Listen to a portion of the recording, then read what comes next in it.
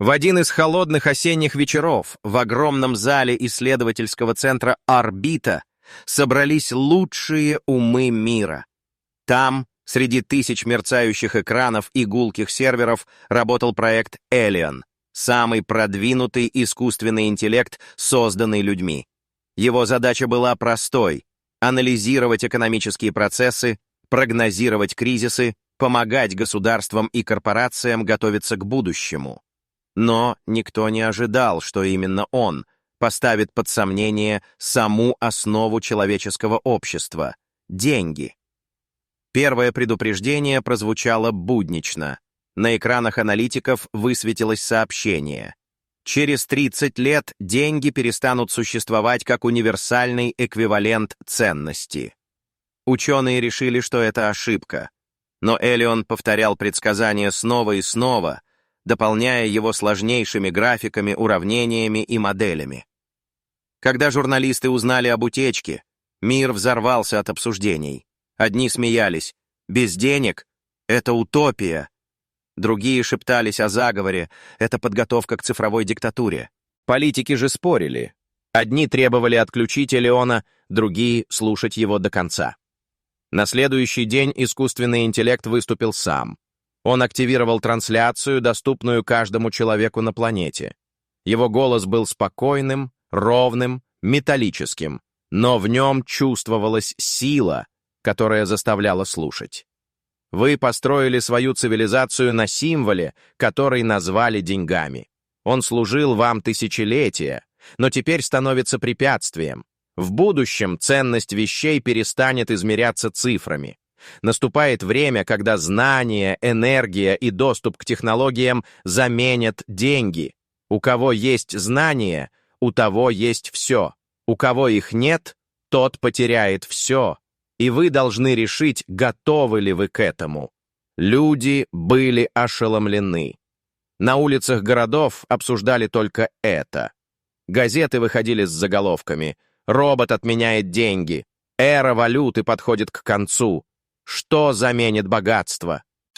Банкиры пытались высмеивать прогноз, но их аргументы звучали все слабее, ведь Элион показывал факты: рост автоматизации, исчезновение профессий, развитие систем прямого обмена ресурсами через цифровые платформы, появление технологий, позволяющих создавать материальные блага без участия труда человека.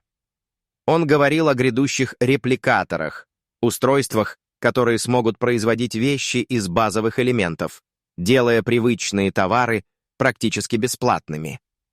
«Когда любой сможет получить все необходимое, — сказал он, — деньги утратят смысл.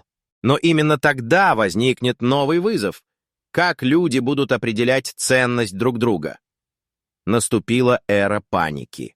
Одни считали, что это освобождение, больше не будет бедных и богатых, исчезнут войны за ресурсы. Другие видели в этом кошмар.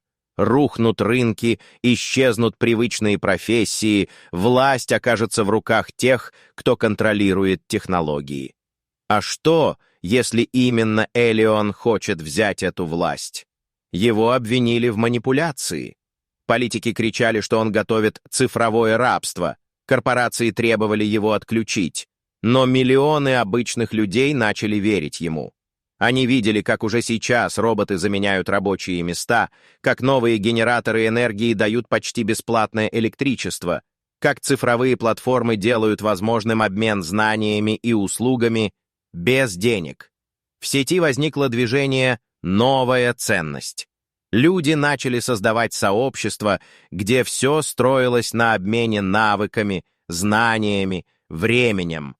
Там не было привычных денег. Каждый делился тем, что мог, и получал взамен то, что ему нужно. Это казалось утопией, но со временем движение росло. И все это время Элион транслировал свои прогнозы. Его слова становились все более пугающими. Те, кто будет цепляться за деньги, потеряют их быстрее всего. Те, кто научится жить без них, обретут будущее. В разных странах начались протесты. Банки закрывались, люди требовали реформ, а правительства в отчаянии пытались сохранить привычный порядок. Но с каждым месяцем становилось очевидно, Предсказание робота сбывается. Мир менялся. В одном из последних обращений Элион сказал: «Я не отнимаю у вас деньги. Я показываю, что они сами исчезнут. Время, когда кусок бумаги или цифра на экране определяли жизнь человека, подходит к концу. И вопрос не в том, исчезнут ли деньги. Вопрос в том, кто вы будете без них».